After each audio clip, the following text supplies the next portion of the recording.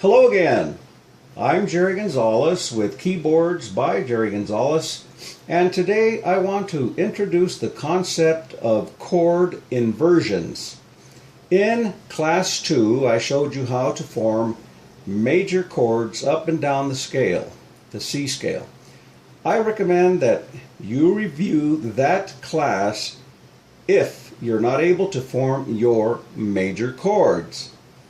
In this class, I want to focus on chord inversions, which basically mean that it is possible to form a given chord three ways. The first way is what I presented in Class 2, the major chords. All those chords were formed in the root position. Now I want to show you how to form the first inversion and the second inversion. Knowing how to do this will help you if you play in a band, because it'll make forming other chords easier. I don't plan to provide all the inversions for all the major chords, but I think with enough examples and with some practice you'll be able to learn the process. Actually, it's quite simple. Let's begin with a major C chord,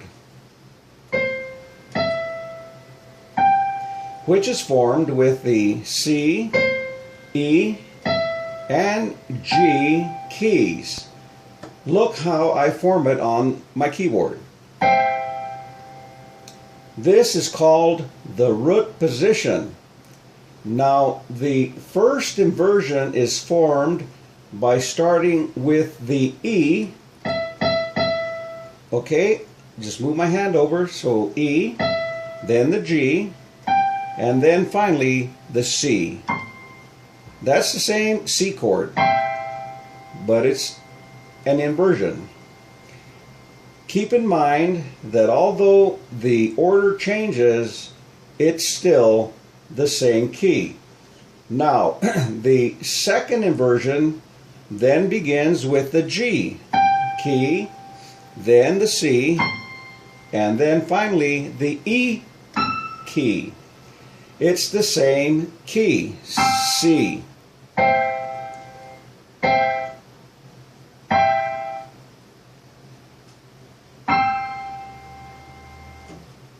Inversion only means that you change the order of the keys used in forming the chord.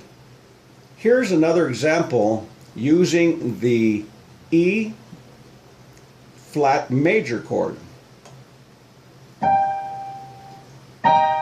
The chord begins with E flat, then G, then B flat.